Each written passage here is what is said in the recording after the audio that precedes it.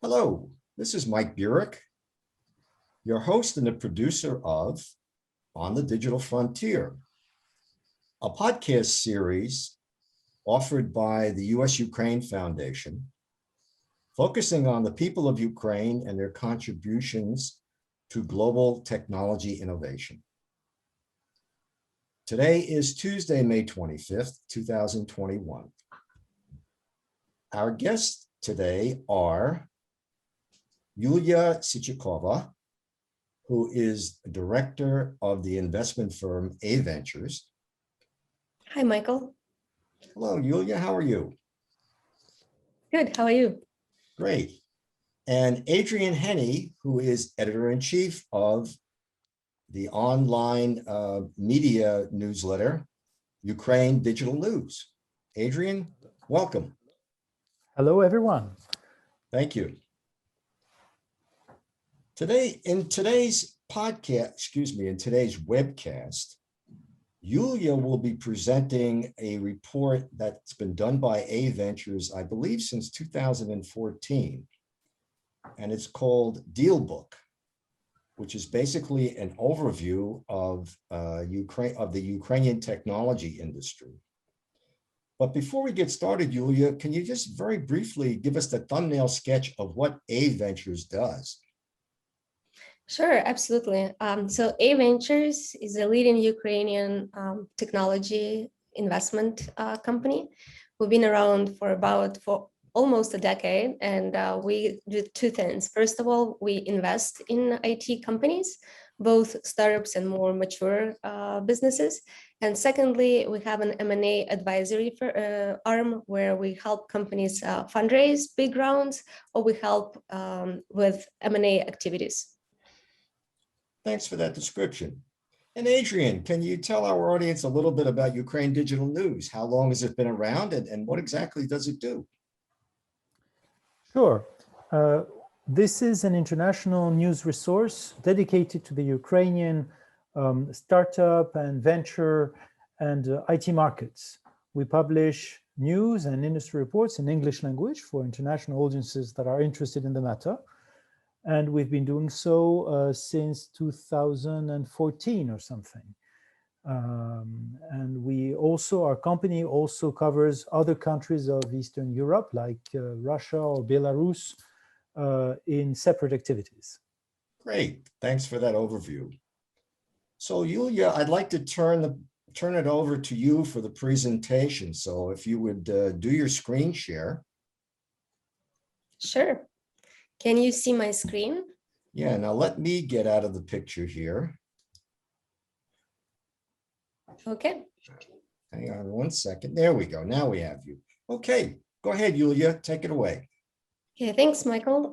Thank you very much for this opportunity. I'm excited to be here and present the Dealbook of Ukraine 2021 edition. As Michael mentioned, we've been releasing Dealbook every year since 2014. And we also have other reports. Almost every year we publish M&A report. And a few years ago, actually together with Adrien, we've done software development report that covers IT outsourcing industry in Ukraine. So if you're interested to learn more about Ukrainian IT market, please take a look at our other reports. A little bit about AVentures. It was founded in 2012, and as I said, we're both an investment fund and M&A advisory. The core people on our team are Evgen Sysoyev, our partner, my colleague Bogdan, our intern Artur, and myself. I'm going to skip those slides that talk extensively about AVentures and dive into the findings of the report. So all in all, 2020 was one of the best years in Ukrainian IT industry. Despite the COVID-19 lockdown and slow second quarter of 2020, the total funding volume exceeded 2019's and hit record high. So all in all, the companies that are the Ukrainian IT companies raised over $500 million in deal volume, and among that number is 160 million, which is attributed to seed and Series A deals. So I should say that last year it was a record year for early stage funding, which is great news because this means that in a few years we're going to see more companies raising bigger rounds, Series B, C, and so forth. So all in all, this year sets a very good foundation for the future growth of IT industry. And also this year was big on exits. There were, I think, more than 8 exits in IT industry this year. They were kind of small, all below 50 million, but still it was a big number for us. And we estimate that the number of disclosed exits was about $130 million. And when it comes to software development outsourcing industry, it was also a great year for Ukraine and all in all for CE region, because we had a lot of deals, and the deals that we had in Ukraine was significant. They were large, and we expect the M&A activity to pick up in 2021. Let's see. Oops. So as I said, in 2020, we had a record number, the record volume of deals. A lot of it is attributed to a few very large deals, but we also had quite many smaller seed and Series A deals. The total volume of seed deals was about 42 million, and Series A deals was about 119 million. Most funds were received by a handful of global companies with established US presence that leverage Ukraine for R&D capabilities. And all in all, this was a great year despite the COVID-19 pandemic. So you can see on the graph how the IT industry was developing throughout the years. And obviously 2020, we hit the record high, which is great news for the industry. So the thing is that this big volume of deals in 2020 was mostly due to a few large deals that happened on the market. So one of them was GitLab. Another one was Creatio, which is a company now based in Boston, but with a large presence in Ukraine. And they raised $68 million from Volition Capital. And it's a tier 1 US fund and a local Ukrainian fund, Horizon Capital. Another big deal was Restream, which raised Series A led by Sapphire Ventures and Insight Partners.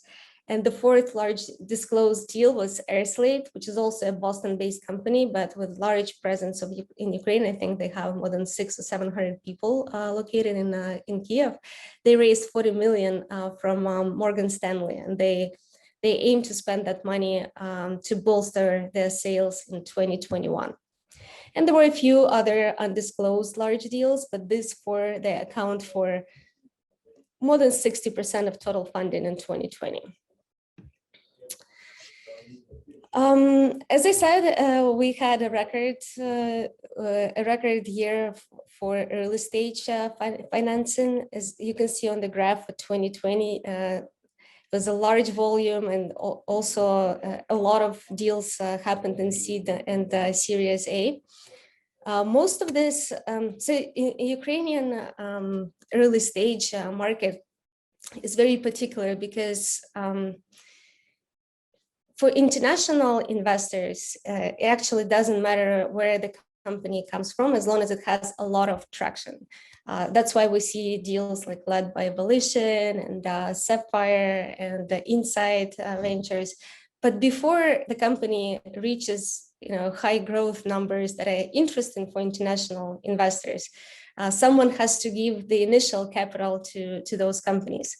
And Ukrainian funds actually locally support those startups at the early stages, which is great news. That's why we see that local funds, local angels invest in pre-seed and seed stages, while international investors put in big money for Series A and plus. And also, it's worth noting that local funds do not have large funds, and hence they cannot support very big rounds. That's why that gap is covered by international funds. Also, another interesting fact that happened in 2020, we've seen new funds appear in the Ukrainian ecosystem, and those new funds include AVentures Labs, Pragmatech Ventures, B Ventures, and QP Digital.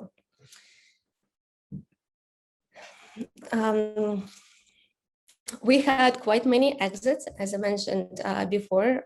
Exits is a very good sign. It means that Ukrainian products and services are demanded by international companies, and that's why they're acquiring our talent and the IP from the startups that are Ukraine-born.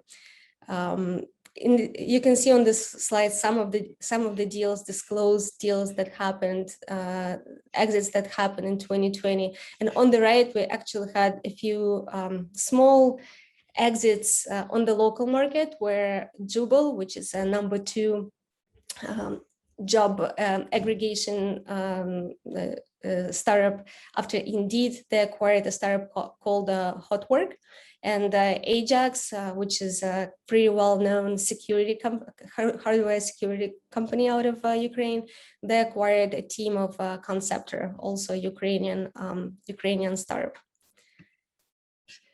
I wonder if you heard about Reface. I think most of the people did, not only in Ukraine, because Reface is, as you know, it's a Ukrainian-born startup that was at some point the most popular app in Apple Store worldwide in the category, and also on Google Play.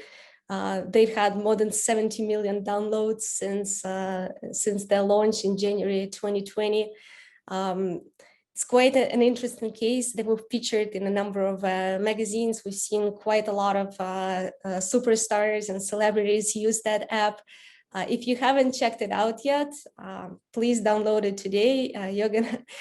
It's gonna make you laugh for sure. And we're expecting more innovation from that company in the coming years amid their early success in 2020. Unicorns. Finally, Ukraine can be proud that we finally have our first unicorns, including GitLab, Bitfury, and Grammarly. Those 3 companies have officially reached the unicorn status. We also have quite a few companies that are rising unicorns. We believe at AVentures that soon we're gonna see announcements of the official unicorn status. These companies are People AI, Ajax, Airslate, Genesis. Among software developers, SoftServe.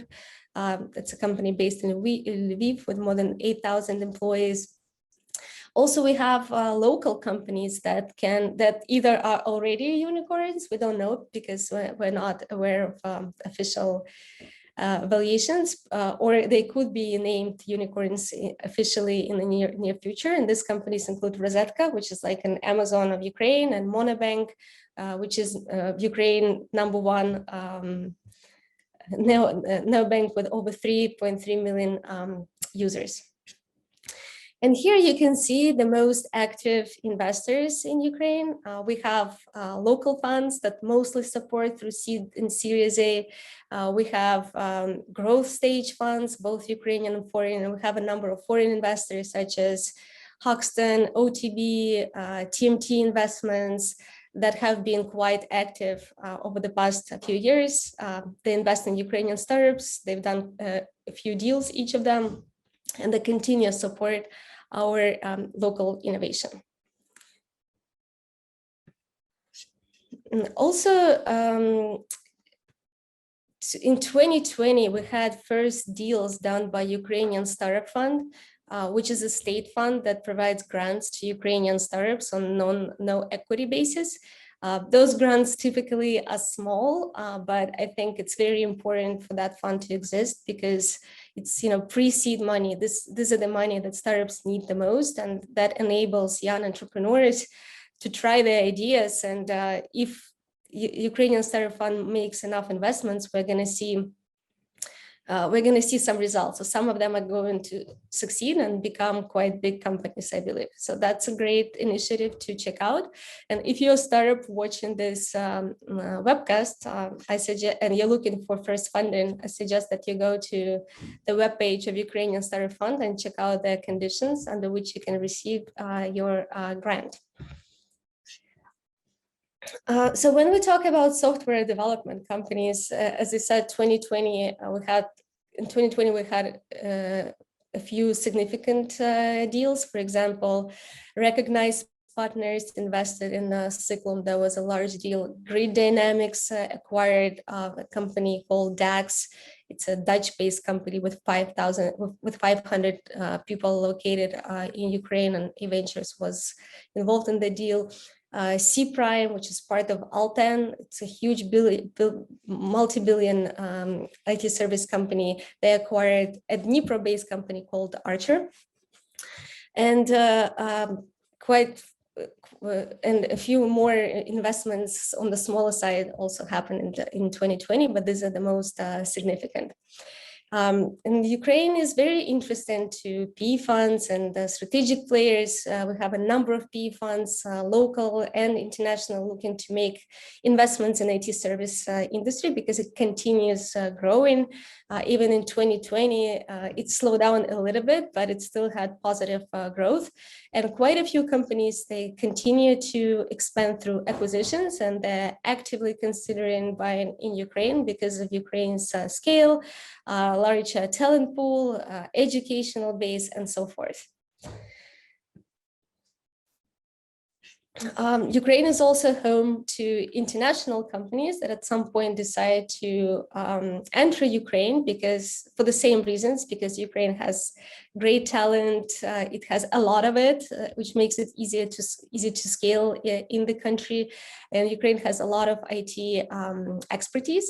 And we see companies like DataRobot, Calendly, very good security class tag, opening an R&D center here. Top e-commerce companies in Ukraine. We have quite many international players present in Ukraine. Obviously, Amazon, AliExpress, Joom, eBay, they all deliver here. We have Spanish Glovo in food delivery services. We have local Raketa or Rocket that it's a local company that competes with Glover for food delivery in Ukraine. Number one is, as I said before, it's Rozetka, it's Ukraine's Amazon. In fashion marketplace, we have Casta, La Moda, in classifieds, OLX, Ria, Loon. Overall, Ukraine has a pretty active e-commerce market, and I think we will see more players entering smaller niches in the future. And another recent trend in e-commerce in 2020 is that large food chains started entering online, including ATB, Silpo, Epicenter, and others. And also there were rumors that I confirm that Didi has entered Ukrainian market. Which means that competition intensifies in ride sharing. They plan to launch in 2021, and we look forward to that. Also, it's worth noting about neobanks. As I said before, Monobank is the first neobank in Ukraine with millions of users already. But we also have Sportbank that targets sports lovers, and EasyBank, which is a newly launched neobank. And it launched, I think it launched actually in 2021, not 2020, so it's quite recent. And check out our report for a long list of funds that invest in Ukraine, their portfolio companies. And also our report includes the deals. So in the deal section, you can see which company has raised capital, who was the investor, the sum of the raised investment, and the brief description of the deal. This is all. That was Dealbook 2021. Michael? Thanks, Yuliya. That's a great presentation, and there's a lot to digest here. And I just wanted to mention to our audience, we will include a downloadable PDF of the Dealbook Report when we put this webcast up online on YouTube. Adrien, are you still with us? Yes, I am. I was just on Okay. mute. Okay, great. So Adrien, I'm going to turn it over to you to chat with Yuliya a bit about the report and to try to pull out some more insights from it with your questions. Yes. Well, first of all, I'd like to thank Yuliya and her team for such a report, because, you know, what we see in Eastern Europe is that the venture markets of these countries is poorly covered by international resources and databases. So it's very important that such report exists, and we at Ukraine Digital News and our readers eagerly wait for each year's new issue of AVentures Report. So again, thank you, Yuliya, and your colleagues for putting up this data. Thanks, Adrien. So I wondered if we could discuss something that could appear as being some methodological remarks, but in reality concern probably more deeply market trends and market realities.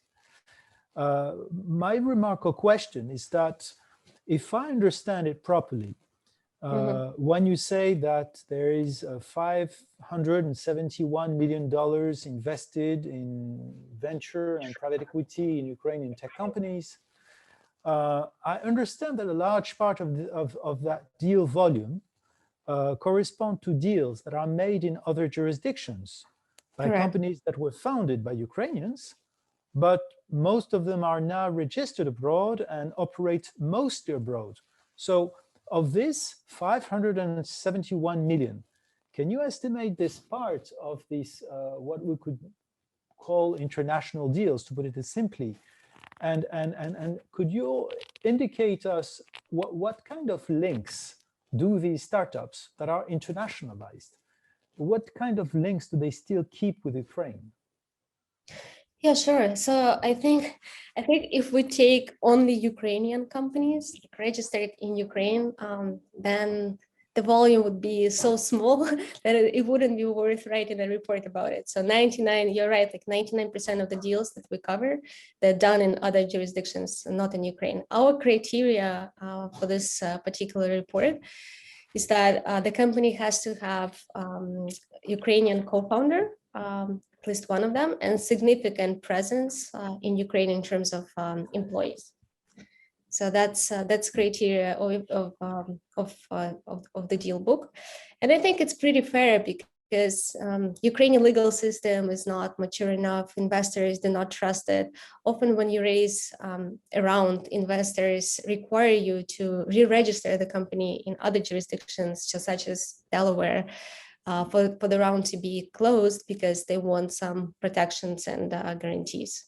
So it's not necessarily, you know, startups free choice of where to register the company. It's just, I would say, a safe option if they want to be an international player and they want to raise capital from international investors. Yes, but this is not only a question of formal registration, it's also the fact that many of these startups, they simply move from Ukraine. They, as you said, they are founded or co-founded by Ukrainians. They keep some activities in Ukraine, and in many cases, probably some RD, but it's not only the fact that they are registered abroad, it's that they have their headquarters and most operations abroad, isn't it? For most of these companies, it's not the case. There are a few, maybe like, for example, GitLab, right, that has all of it, almost all of it operations abroad. But for most of the companies, I would say 90% plus, a really significant portion of employees is located in Ukraine. I see. Okay, thank you for this, specifying this. This means that there's a real, at the end of the day, there's a real startup market in Ukraine. Yes, the startups actually, are there, indeed. and it's not that they are all they leave entirely rather soon. Indeed, yes, there is a real market which is growing, which is a great thing. Mm-hmm. Okay. Another question is about these foreign investors that, as far as I understood your report, they tend to invest in startups starting from the seed and Series A stage. And do I understand properly that they are not usually on the ground for pre-seed rounds and very early stage? They are mostly operating from abroad and participating in what we would call international deals. Right. I would say that international funds, not accelerators, but funds, they're mostly looking at Series A plus. So the seed funding, of course, some funds do seed funding into Ukrainian startups, but most of it is covered by local investors. That's right. But Series A plus, because at Series A, this is where a company already has traction. You can measure the growth. You see there are numbers to look at. We can see that the company has clearly established the market product fit. And at this stage for international investors, it doesn't really matter where the company is located, where its employees are located. What matters is the product, the demand for the product, and the traction. Mm-hmm. Okay, but does it mean that there is very few, there are exceptionally few foreign investors on the ground in Ukraine, visiting Ukraine, located in Ukraine with an office there? There are very few of them? On the ground, yes, there are a few. Okay. So typically, they can visit when there is a deal in progress, or they can meet founder elsewhere, for example, in the States, if they're located in the States. But there are a few offices of international investors here, yeah. And I remember quite a long time ago that there was this big international event. I think it was called IDCEE, with Mrs. Tegipko of TA Ventures putting it together with local partners and international partners. And they managed to attract plenty of investors from plenty of countries. And this ensured at least a temporary presence of foreign investors on the ground. Is there anything left from that? Are there still some events that attract a big number of people, or not that much? I would say not that much, and a lot has changed in 2020 due to pandemic, and we actually have seen very large deals close exclusively online without any visits in person, which is normal. But for VC investors, it's actually kind of like a common practice to close deals online. Even before COVID-19. So it's not really necessary for them to come physically to Ukraine and sit down with the founder of a dinner, and they can meet elsewhere. But yeah, you're right. That initiative was a great one, but it closed for various reasons. And since then, we haven't seen a conference of that size in Ukraine and of that degree of speakers and guests. But there are a few others, there is Viva IT Arena, but this is mostly about IT outsourcing and not product. There are some meetups, it's true, but nothing of that size. Adrien, unfortunately, we're almost out of time, but we do have time for one more question. Well, thank you. So my last question would be about local investors. You mentioned in the report that there are some new ones appearing every year. So who are they and who are the backers? I think that we can't know for sure who the backers are, but in my from what I know about a few of those funds, as I mentioned, AVentures Labs, Pragmatech Ventures, AVentures, and QP Digital. I know some of them personal, and in some of their cases, there's a local IT entrepreneurs who made exits or made cash outs. Now they're putting money back into ecosystem and looking to make an investment through those funds. Well, thank you, Yuliya. Thank you, Adrien. Very good questions. Yes, and Yuliya, I want to echo Adrien's sentiments about your report. We all look forward to seeing this every year, and we hope you'll continue to do this report into the future. Thank you, Michael. It's an interesting work. I enjoy it, and I hope to continue. I want to thank my two guests for attending today, Adrien Henni, who is the editor-in-chief of Ukraine Digital News, and our presenter, Yuliya Sychikova, who is director at AVentures. And I'm Mike Burek, your host and the producer of On the Digital Frontier, a podcast series offered by the U.S.-Ukraine Foundation about the Ukrainian people and their contributions to world technology innovation. Thanks so much. Take care. Thank you. Thank you. Дякую.